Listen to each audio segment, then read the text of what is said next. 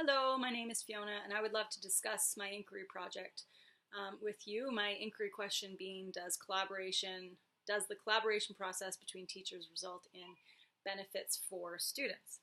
Firstly, let me outline that the teaching profession has been observed as a profession that has a persistent and somewhat damaging challenge, that challenge being isolation.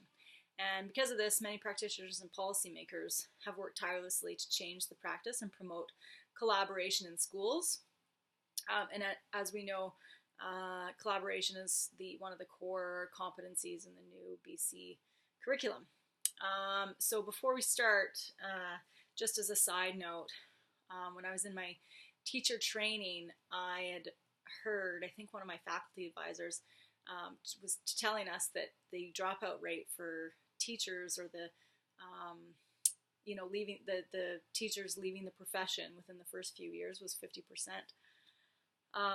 And given, I think, probably most of our first years, but specifically, I mean, from my experience, my first year, I completely understand. The story behind that is that I was rolling out a French immersion program in a small community, and none of these courses had been taught before. And then to make things worse, I was studying, I hadn't studied in the fields that I was supposed to be teaching, and then I had to teach it in my second language, and then there wasn't any resources, so it's sort of like I was fighting for support, fighting for those resources. It was a really tough year, and I felt quite alone, so it's one of the reasons why why I chose this as my inquiry question, because it's sort of this topic is fairly important to me. So given my first year, I wanted to collaborate to gain resources and ideas and not feel like the whole weight of the world was on my shoulders, and trying to plan everything from scratch. But what I didn't know was how much the collaboration process benefited the students. And of course, I guess it would make sense when we think about it. And there's research that strongly suggests that teachers need to follow specific procedures when collaborating in order for it to be as effective as it could be. So one of the first procedures is grouping teachers in a similar field, if not the same, teaching the same subjects. And of course, most of us do that already. Having a trained facilitator, sort of as the point person, is the second feature that collaboration sessions should have.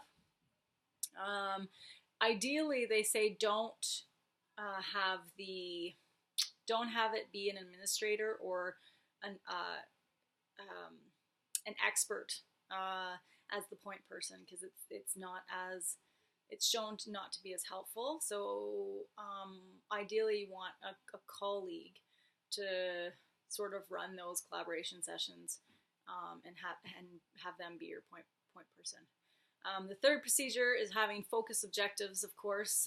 So this can include identifying goals for student learning, how to assess student learning, or those specific goals, and then planning lessons that will tackle those goals, and then making sure that you're reflecting on the process, and then figure out where to go next. The fourth procedure is to have practice and stability for the collaboration sessions. So some of the research says that the best collaboration teams only use 75% of the allotted time to work and improve instruction, and it's more likely that collaboration teams fall into the category where they're only using 50% of their allotted time.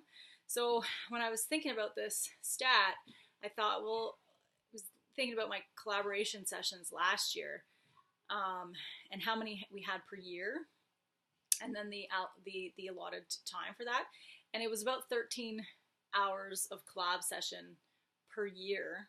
And if we fall into the 50% category, then that means that we're only, properly collaborating and doing it effectively only 6 or 7 hours per year. So I guess that's pretty low.